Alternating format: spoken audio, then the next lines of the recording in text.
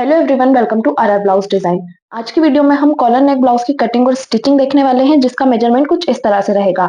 मेरे चेस्ट का साइज है 34, वेस्ट है 29 इंच की, स्लीव की लेंथ है 3 इंच। यहाँ पे मैंने पैटर्न को ड्रॉ करके भी रखा है ताकि आपको क्लियर रहे कि ब्लाउज में कॉलर हम किस तरह से लगाएंगे।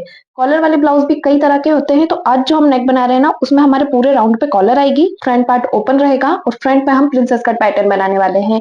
तो यहाँ पे जो हमारी स्लीव की लेंथ है वो सिर्फ 3 इंच है, इससे ज्यादा मैं नहीं रखूंगी। पूरा मेजरमेंट हमने देख लिया है, उसके अकॉर्डिंग ही हम कटिंग करेंगे। मेन फैब्रिक लेंगे, इसे हम साइड में रखेंगे और बैक पार्ट को कट करना देखेंगे। बैक पार्ट में निशान लगाएंगे लेंथ के लिए। लेंथ है मेरी 13.5 इंच, उसमें 1 इंच प्लस करके मैं निशान लगाऊंगी 14.5 इंच पे।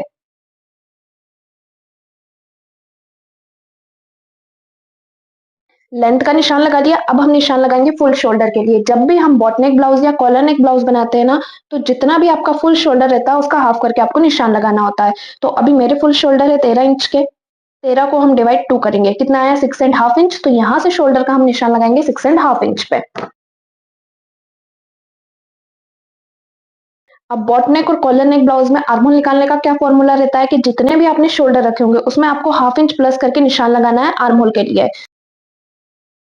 यहाँ से मैं निशान लगाऊंगी 7 इंच पे। शोल्डर के लिए हम निशान लगा लेंगे 6.5 इंच पे। आर्महोल से शोल्डर वाली लाइन को मिला लेंगे और चेस्ट लाइन को भी स्ट्रेट कर लेंगे।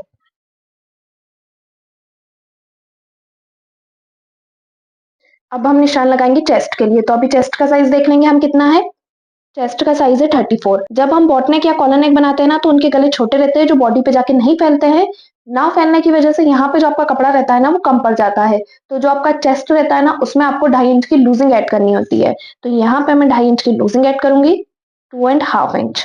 तो 34 में हम प्लस करेंगे 2.5 इंच, तो मेरा कितना हो गया 36.5 इंच। अब इसको हम डिवाइड 4 करेंगे तो कितना आया 9.1 इंच। अब यहाँ से मैं निशान लगा दूंगी चेस्ट के लिए 9.1 इंच पे। 1.5 इंच का हम सिलाई मार्जिन रखेंगे। इसी तरह से वेस्ट के लिए निशान लगा लेंगे। तो वेस्ट का भी हम मेजरमेंट देख लेंगे।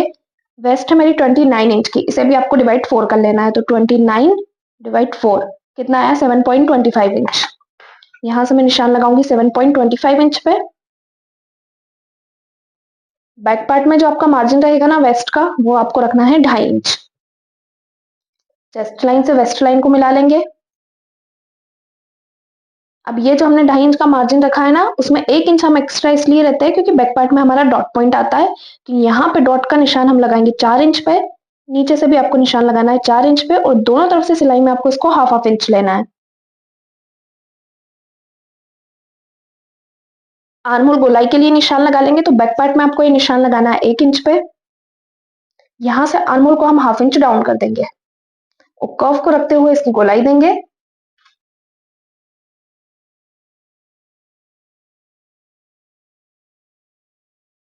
निशान लगा लेंगे नेक के लिए। तो कॉलर नेक ब्लाउज में जो नेक की विड्थ रहती है वो आपको चेस्ट साइज के अकॉर्डिंग रखनी पड़ती है। 36 चेस्ट साइज तक आप नेक की विड्थ 2.25 इंच रख सकते हैं। 36 से प्लस जब आपके चेस्ट का साइज जाएगा ना, तो आपको यहाँ से नेक की विड्थ 2.5 इंच कर देनी है। नेक लंबाई के लिए हम निशान लगाएंगे। तो बैक पार्ट में नेक की लंबाई आपको सिर्फ 1 इंच रखनी है। तो यहाँ से हम 1 इंच पे निशान लगाएंगे और एक बॉक्स बना लेंगे।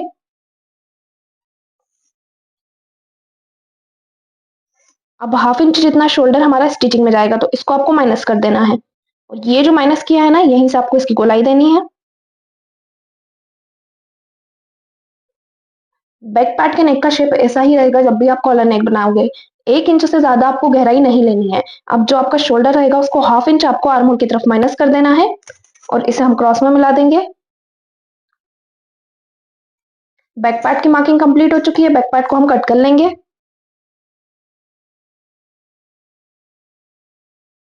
बैक पार्ट की कटिंग करने के बाद अब हम फ्रंट पार्ट को कट करना देखेंगे। तो फ्रंट पार्ट का पैटर्न हमारा प्रिंसेस कट रहेगा। तो चलिए फ्रंट पार्ट को कट करना देखते हैं। अब फ्रंट पार्ट में सबसे पहले हम नीचे की तरफ से 1 इंच एक्स्ट्रा लेंगे। ये आपकी लेंथ है जो हम 1 इंच ज्यादा ले रहे हैं। फ्रंट हमारा ओपन रहेगा, तो हुकाई पट्टी के लिए आपको नीचे की तरफ से 0.25 इंच का मार्जिन ले लेना है।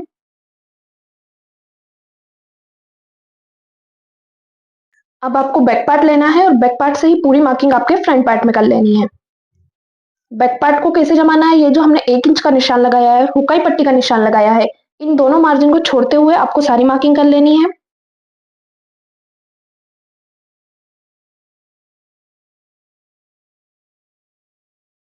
वेस्ट के लिए आपको निशान नहीं लगाना है। जब हम बॉट नेक ब्लाउज बनाते हैं या कॉलर नेक ब्लाउज बनाते हैं ना, तो उनके फ्रंट और बैक दोनों पार्ट में ही 2.5 इंच की लूजिंग रहती है। तो यहाँ पे भी जो मेरी लूजिंग ऐड हुई थी ना बैक पार्ट में, उसी के अकॉर्डिंग मैंने चेस्ट का निशान लगाया है। पर नेक आपका यहाँ पे चेंज हो जाएगा, तो नेक का शेप आपका ये नहीं रहेगा। नेक के लिए निशान लगा लेंगे तो फ्रंट पार्ट में जो नेक की लंबाई है मैं वो रखूंगी 3 इंच। यहाँ से हम 3 इंच पे निशान लगाएंगे और एक बॉक्स बना लेंगे।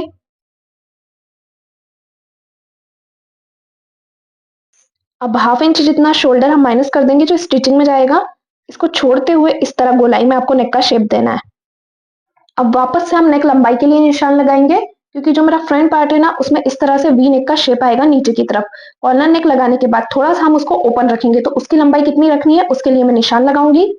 आपको आपके अकॉर्डिंग निशान लगा लेना है जितना भी आपको ओपन चाहिए। तो मुझे यहाँ से 7 इंच तक ओपन चाहिए, तो मैं निशान लगाऊंगी 7 इंच पे और इस तरह से हम शेप देंगे। ये देखिए फ्रंट पार्ट के नेक की मार्किंग आपको इस तरह से करनी है। अब यहाँ पे आर्महोल की मार्किंग भी आपकी चेंज होगी, तो आपको आर्महोल वाली लाइन के लिए निशान लगा लेना है। 1/2 इंच माइनस करने के बाद यहाँ से निशान लगेगा 6.5 इंच पे और यहाँ से शोल्डर का निशान में लगाऊंगी 6.5 इंच पे। इस लाइन को भी हम स्ट्रेट कर लेंगे और इन्हें मिला लेंगे। अब बैक पार्ट में तो आर्महोल वाली लाइन का निशान 1 इंच पे लगा था। फ्रंट पार्ट में आपको निशान लगा लेना है 0.75 इंच पे। चेस्ट के लिए भी हम निशान लगा ही लेते हैं यहाँ से 9.1 इंच पे। कर्व को रख के फ्रंट पार्ट की गोलाई देंगे। ये जो मैंने 0.75 इंच पे निशान लगाया है ना, इस तरह से आपको गोलाई देनी है और अभी आपको 1/2 इंच डाउन नहीं करना है। यहाँ पे हम एक नया आर्महोल बनाते हुए इसको अपने 1/2 इंच वाली लाइन से मिला देंगे। अब हम निशान लगाएंगे शोल्डर टू एपेक्स के लिए, तो उसके लिए अपने शोल्डर का एक सेंटर निकाल लेंगे। सेंटर से मैं निशान लगा लूंगी शोल्डर टू एपेक्स के लिए, तो उसका मेजरमेंट मैं देख लूंगी। शोल्डर टू एपेक्स से 9 इंच, सिलाई का 1/2 इंच प्लस करके मैं निशान लगाऊंगी 9.5 इंच पे। अब निशान लगाएंगे एपेक्स टू एपेक्स के लिए। एपेक्स टू एपेक्स मेरा कितना है 6.5 इंच, इसको हम डिवाइड 2 कर लेंगे। तो 6.5 इंच को डिवाइड 2 करूंगी तो मेरा कितना आया 3.25 इंच। अब 3.25 इंच पे आपको डायरेक्ट निशान नहीं लगाना है, इसमें आपको सिलाई का 0.25 इंच एक्स्ट्रा लेना है। तो सिलाई का 0.25 इंच एक्स्ट्रा लूंगी और निशान लगाऊंगी 3.5 इंच पे। शोल्डर टू एपेक्स में सिलाई का 1/2 इंच और एपेक्स टू एपेक्स में सिलाई का 0.25 इंच प्लस करते हुए आपको निशान लगाना है। अब यहाँ से मैंने निशान लगाया 3.5 इंच पे, नीचे की तरफ से मैं निशान लगाऊंगी 3 इंच पे, यानी कि 1/2 इंच कम करके आपको नीचे की तरफ से लेना है। डॉट पॉइंट को देख लेना आपको सिलाई में कितना कवर करना है। मैं यहाँ से निशान लगाऊंगी 2 इंच पे और इसे हम क्रॉस में मिला देंगे। अब फर्स्ट डॉट पॉइंट की मार्किंग करने के बाद ही हमें वेस्ट के लिए निशान लगाना होता है, क्योंकि ये हमारा सिलाई में जाता है। तो यहाँ से हम 2 इंच माइनस करेंगे और वेस्ट के लिए निशान लगाएंगे 7.25 इंच पे। 1.5 इंच का सिलाई मार्जिन रखेंगे। चेस्ट लाइन से वेस्ट लाइन को मिला लेंगे। आर्महोल की तरफ से डॉट पॉइंट के लिए मार्किंग कर लेंगे। तो ये जो हमारी चेस्ट लाइन है, यहाँ से आपको इंच टेप को रखना है और निशान लगाना है 1 इंच पे। अब 1 का हाफ करके वापस से आपको साइड में निशान लगाना है। तो 1 का हाफ कितना होगा मेरा 1/2 इंच। इसे भी मैं अपने एपेक्स पॉइंट से मिला लूंगी। ऊपर वाले डॉट पॉइंट को आपको सिलाई में कितना कवर करना है, तो चेस्ट लाइन से मैंने निशान लगाया था 1 इंच पे। सिलाई में भी इसे हम 1 इंच कवर करेंगे और इसे भी मैं अपनी डॉट की लाइन से मिलाऊंगी और इस लाइन को आपको थोड़ा बाहर तक जाने देना है। तो देखिए वेस्ट की तरफ से डॉट पॉइंट की मार्किंग हो चुकी है और आर्महोल की तरफ से भी। अब आर्महोल वाली दोनों डॉट की लाइनों को आपको चेक करके देख लेना है। तो यहाँ पे जो मेरी फर्स्ट वाली डॉट की लाइन है वो रेडी हो रही है 5.5 इंच पे। दूसरी जहां भी 5.5 इंच पे रेडी हो रही होगी वहां पे मैं निशान लगा दूंगी। अब ये जो 1/2 इंच आर्महोल डाउन किया हुआ है, इन दोनों को मिलाते हुए यहाँ पे हम एक नया आर्महोल बनाएंगे।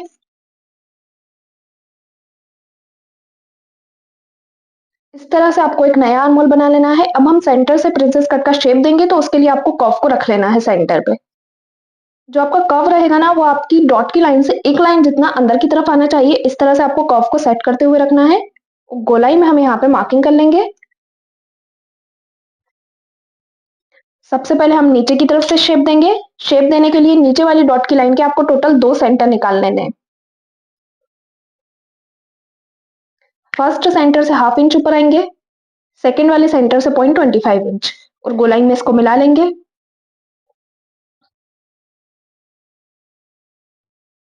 इसी तरह से ऊपर की तरफ से शेप देंगे तो जो नया आर्म होल आपने बनाया है वहां पे इंच टेप रखना है आपको एपेक्स पॉइंट तक और इस तरह फोल्ड कर लेना है। जो भी सेंटर आएगा उससे 0.25 इंच आपको ऊपर की तरफ आना है और गोलाई में इसका भी शेप दे देना है। नया आर्म होल बना के शेप देने से आप डायरेक्ट फैब्रिक के ऊपर प्रिंसेस कट ब्लाउज को कट कर सकते हैं।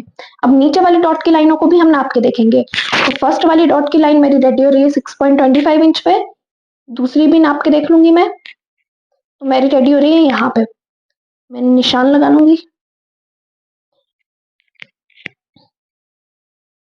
तो दूसरी मेरी जहां रेडी हो रही होगी वहां पे हम इस तरह से निशान लगा लेंगे। अब आपको क्या करना है, बैक पार्ट में जो हम 1 इंच ऊपर आए थे उससे इस तरह क्रॉस में आपको मिला देना है इसे।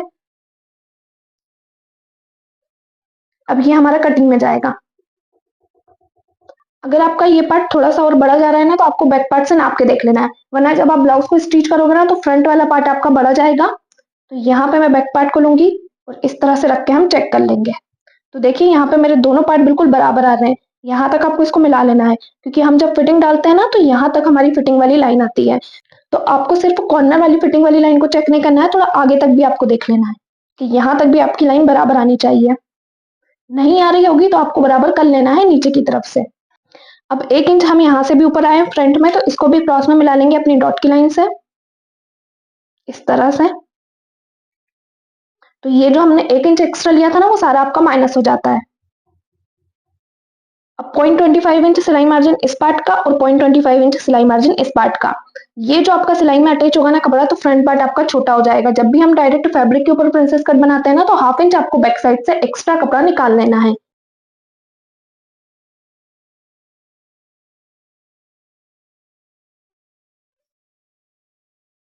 तो देखिए फ्रंट पार्ट की मार्किंग भी मेरी कंप्लीट हो चुकी है, इसे हम कट कर लेंगे।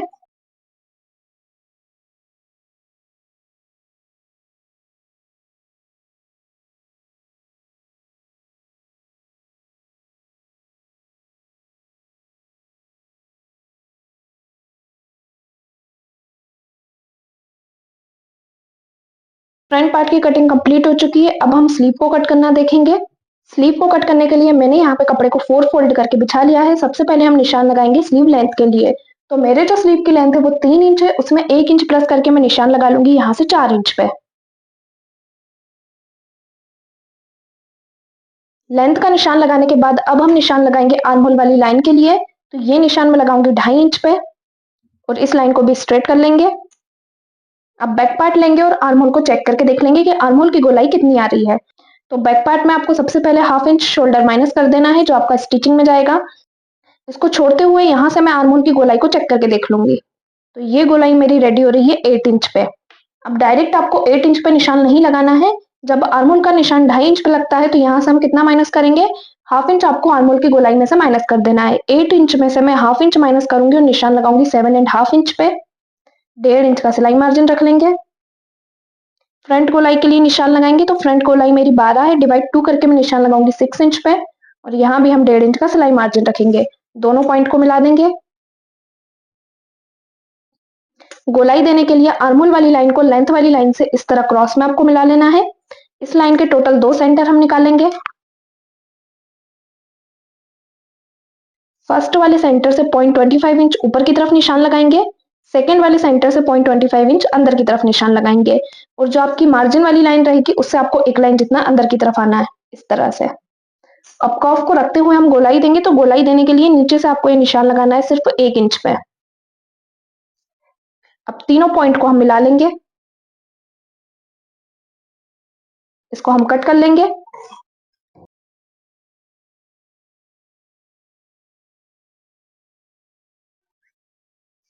सेंटर पे कट का निशान लगाएंगे। स्लीव को ओपन करके रख लेंगे और फ्रंट पार्ट के लिए गोलाई देंगे। तो यहाँ पे जो हमारा फर्स्ट वाला सेंटर था उससे आपको 0.25 इंच बाहर की तरफ आना है। नीचे से जो हमने सेंटर पे कट लगाया था उस पर 1/2 इंच पे निशान लगाएंगे और इस तरह इन दोनों पॉइंट को मिलाते हुए गोलाई दे देंगे। ये आपके फ्रंट पार्ट के लिए गोलाई रहेगी। तो यहाँ पे कॉलर वाले ब्लाउज की जो पूरी ड्राफ्टिंग है वो हमारी कंप्लीट हो चुकी है। अब हम इसको मेन फैब्रिक के ऊपर कट करके ब्लाउज को स्टिच करना देखेंगे। ब्लाउज को स्टिच करने के लिए मैंने स्लीव को, बैक पार्ट को, फ्रंट पार्ट को लाइनिंग वाले फैब्रिक को मेन फैब्रिक से अटैच करके रेडी कर लिया है। अब इन्हें हम स्टिच करना देखेंगे। तो सबसे पहले बैक पार्ट को देख लेंगे। बैक पार्ट को भी मैंने यहाँ पे स्टिच कर लिया है। जो इसके डॉट पॉइंट है उनमें हम सिलाई लगा लेंगे।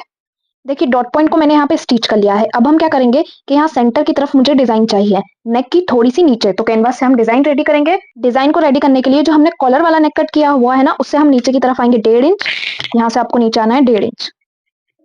अब जो हमारी डिजाइन रहेगी ना, वो सिर्फ 3 इंच तक रहेगी, यहाँ तक। तो यहाँ पे मैंने कितना लिया है, टोटल 3 इंच। इसे हम कैनवास पे रेडी करेंगे, डायरेक्ट फैब्रिक पे आपको कट नहीं करना है। तो बैक पार्ट को साइड में कर लेंगे। कैनवास पेपर मैंने ले लिया है। अब हमने डिजाइन की टोटल लेंथ कितनी ली है, 3 इंच। तो यहाँ पे निशान लगा लेंगे 3 इंच पे।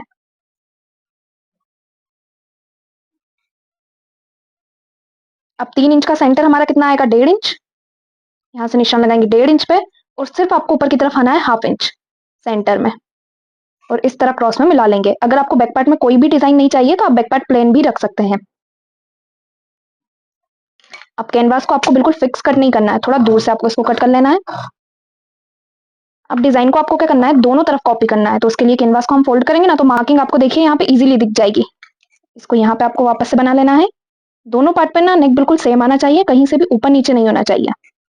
देखिए इस तरह से नेक रेडी हो चुका है। इसे हम फैब्रिक से अटैच करेंगे। तो जिस भी कलर की आपको पाइपिंग चाहिए ना, उस कलर का आपको फैब्रिक ले लेना है। यहाँ पे मैं येलो कलर का फैब्रिक लूंगी और इससे कैनवास को अटैच करूंगी। तो देखिए कैनवास को मैंने फैब्रिक से अटैच करके रेडी कर लिया है। अब हम हमारा बैक पार्ट लेंगे। तो हम नेक से कितना नीचे आए थे, उतना नीचे आते हुए आपको निशान लगा लेना है। नेक से मैंने 1.5 इंच नीचे निशान लगाया था, तो यहाँ से मैं निशान लगाऊंगी 1.5 इंच पे। अब कैनवास को हम यहाँ पे जमा लेंगे। तो कैनवास के सेंटर पे आपको कट लगा लेना है, ताकि जो ब्लाउज का सेंटर है वो आपको दिख जाए। अब कैनवास पेपर को हम जमाएंगे।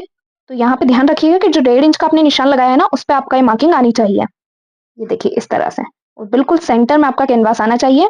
अब यहाँ पे इसे हम अटैच कर लेंगे सिलाई लगा के। कैनवास को अटैच करने के बाद इसमें हम कट लगा लेंगे। फोल्ड करने के लिए कट लगा के इसको आपको अंदर की तरफ फोल्ड कर देना है।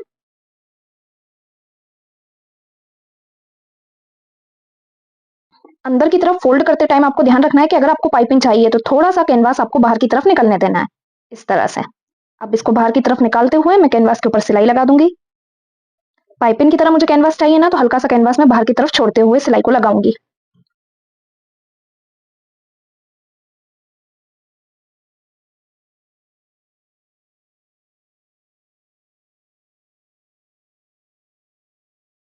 तो देखिए सेंटर में मैंने इस तरह से डिजाइन बना के रेडी कर लिया है। अब नीचे की तरफ मैं बटन अटैच करूंगी। तो यहाँ पे मैंने येलो कलर के बटन रेडी करके रखे हुए हैं।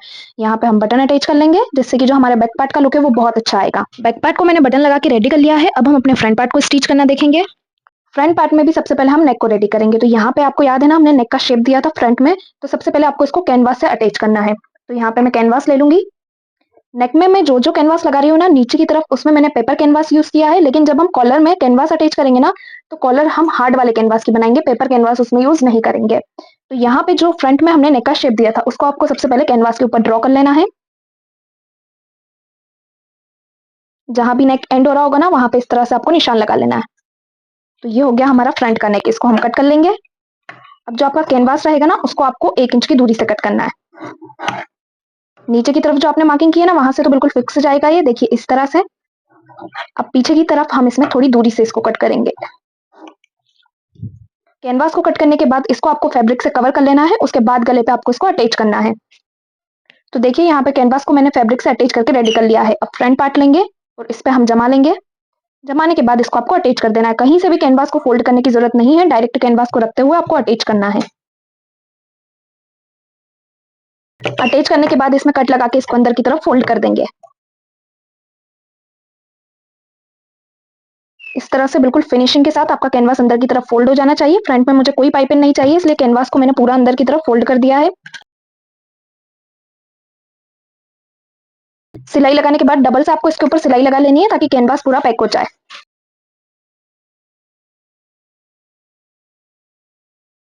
कैनवास को लगाने के बाद फ्रंट पार्ट में यहाँ पे हम डॉट पॉइंट को भी स्टिच करेंगे। इससे जो हमारी फ्रंट की फिटिंग रहेगी ना, वो अच्छी आएगी। तो फ्रंट में आपको एक डॉट पॉइंट ले लेना है और 0.25 इंच इसको सिलाई में आपको कवर करना है। ये देखिए इस तरह से फ्रंट में हमारा एक डॉट पॉइंट आया। अब हम यहाँ पे हुक की पट्टी अटैच करेंगे। हुक की पट्टी को भी मैंने यहाँ पे रेडी किया हुआ है। तो हुक की जो पट्टी रहेगी ना, उसे ऊपर की तरफ और नीचे की तरफ दोनों तरफ से आपको फोल्ड करते हुए अटैच करना है।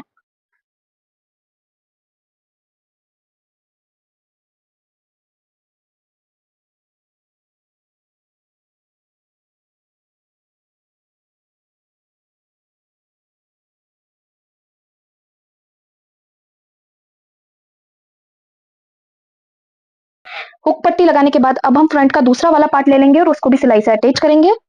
यहाँ पे दूसरा वाला पार्ट लेंगे। इस तरह से स्टिच करने से पहले एक बार आपको इसको नाप के देख लेना है कि बराबर आ रहा है या नहीं आ रहा। तो देखिए यहाँ पे बिल्कुल बराबर आ रहा है। इसको हम रखेंगे और यहाँ पे स्टिच लगा लेंगे।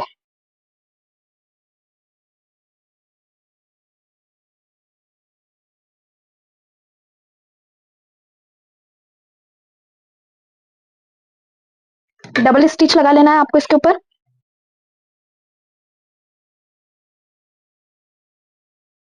फ्रंट वाला पार्ट हमारा यहाँ पे कंप्लीट हो चुका है। दूसरा वाला पार्ट भी आपको इसी तरह से स्टिच कर लेना है। मैंने दूसरे पार्ट को भी स्टिच करके रेडी रखा हुआ है। देखिए यहाँ पे दोनों पार्ट मेरे स्टिच हो चुके हैं। फ्रंट में जो हमारा डिजाइन रहेगा वो इस तरह से आएगा और नेक पे हमारी कॉलर अटैच होगी। तो अब बैक और फ्रंट दोनों पार्ट के शोल्डर हम ज्वाइंट कर लेंगे। मैं अपना बैक पार्ट ले लूंगी और फ्रंट पार्ट को हम इसके ऊपर जमा लेंगे और दोनों के शोल्डर ज्वाइंट कर लेंगे। शोल्डर ज्वाइंट करने के बाद ही हमें कॉलर को अटैच करना होता है, इसलिए सबसे पहले आपको दोनों पार्ट के शोल्डर को ज्वाइंट कर लेना है।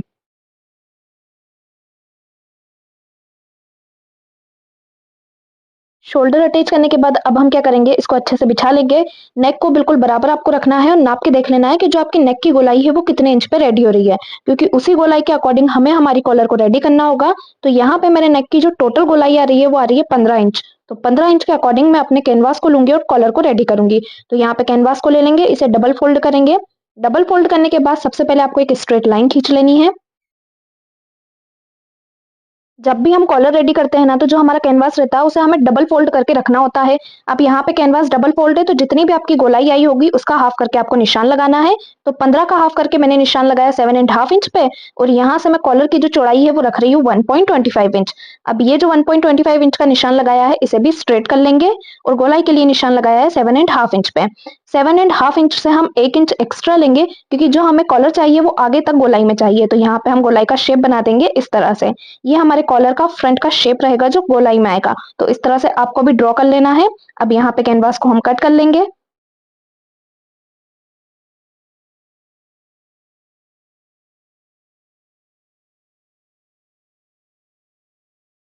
कैनवास को कट करने के बाद इसे हम मेन फैब्रिक और लाइनिंग वाले फैब्रिक से अटैच करेंगे। तो सबसे पहले मैंने मेन फैब्रिक लिया है, इसके ऊपर मैं अपने कैनवास को रखूंगी और इसी के साइज में मेन फैब्रिक को कट कर लूंगी। इसके बाद हम लेंगे लाइनिंग वाला फैब्रिक।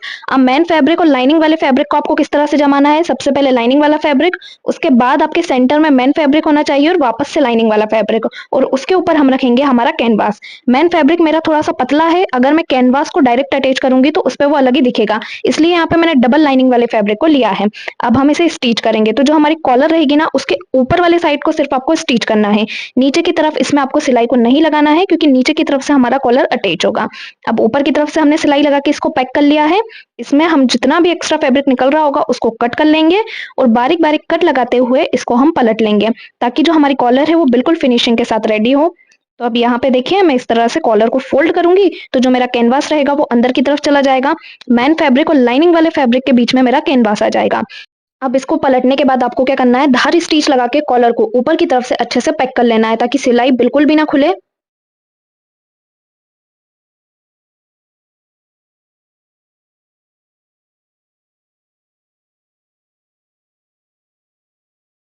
तो देखिए, इस तरह पूरी फिनिशिंग के साथ आपको सिलाई को लगाना है। कॉलर यहाँ पे मेरी रेडी हो चुकी है। अब नीचे की तरफ इसे सिलाई में कैसे अटैच करना है वो हम देखेंगे। तो जो मेन फैब्रिक रहेगा ना, तो उसको आपको कैनवास के ऊपर फोल्ड कर देना है। कैनवास के ऊपर फोल्ड कर देंगे तो यहाँ पे हमारा मेन फैब्रिक एक तरफ से सिलाई में कवर हो गया। बाकी जो लाइनिंग वाला फैब्रिक है उसे कैसे सिलाई में अटैच करना है वो हम आगे देखेंगे। मेन फैब्रिक को अटैच करने के बाद जो लाइनिंग वाला फैब्रिक है ना, उसको आपको कट कर लेना है, अगर ज्यादा ही एक्स्ट्रा जा रहा है तो। बाकी हाफ इंच जितना सिलाई के लिए तो आपको छोड़ते हुए ही उसको कट करना है। तो देखिए, यहाँ पे मेरा हाफ इंच जितना छूटा हुआ है। अब मैं अपना ब्लाउज लूंगी और उससे अपनी कॉलर को नाप के देख लूंगी कि कॉलर बराबर आ रही है या नहीं आ रही। तो यहाँ पे आप देखेंगे कि कॉलर बिल्कुल नेक के राउंड के अकॉर्डिंग ही हमारी रेडी हुई है। तो जो लाइनिंग वाला फैब्रिक हमने छोड़ा था, जिसपे हमने सिलाई को नहीं लगाया था ना, उससे हम नेक को अटैच करेंगे। तो एक तरफ तो आपको नेक को ले लेना है और उसको आपको रखना है लाइनिंग वाले फैब्रिक के ऊपर। जो आपका कॉलर का मेन फैब्रिक रहेगा ना, उसे अभी आपको सिलाई में अटैच नहीं करना है। सिर्फ कॉलर का लाइनिंग वाला फैब्रिक और ब्लाउज का नेक दोनों को जमाते हुए इसको आपको अच्छे से स्टिच कर देना है। जब आप सिलाई लगाओगे ना, तब आपको ध्यान रखना है कि जो आपका नेक है ना वो नीचे की तरफ ना जाए। लाइनिंग वाला फैब्रिक और जो आपका नेक है दोनों पे बिल्कुल बराबर रखते हुए आपको स्टिच लगाना है। ना तो नेक आपका ऊपर की तरफ ज्यादा जाना चाहिए और ना ही नीचे ज्यादा आना चाहिए। तो बिल्कुल बराबर से मैंने यहाँ पे स्टिच को लगा लिया है। देखिए यहाँ पे जो मेरे कॉलर का लाइनिंग वाला फैब्रिक था ना, सिर्फ उसी पे मैंने सिलाई को लगाया है। अब जो हमारा मेन फैब्रिक रहेगा उसे हम बैक साइड में पलट देंगे, तो यहाँ पे हमारी कॉलर जो रहेगी वो ऊपर की साइड आ जाएगी इस तरह से।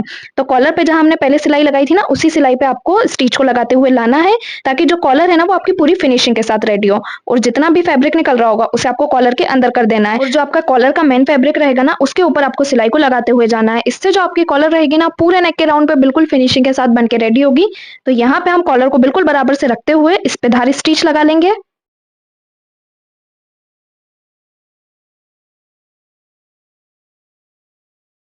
नेक पे मैंने कॉलर को लगा के रेडी कर लिया है, तो आप देख सकते हैं कि फ्रंट और बैक दोनों तरफ से मेरी जो कॉलर है कितनी फिनिशिंग के साथ बन के रेडी हुई है। अब हम इसमें स्लीव अटैच करके ब्लाउज में फिटिंग डाल लेंगे, तो ब्लाउज का फाइनल लुक आप देख सकते हैं। वीडियो पसंद आया तो वीडियो को लाइक और चैनल को सब्सक्राइब जरूर करें।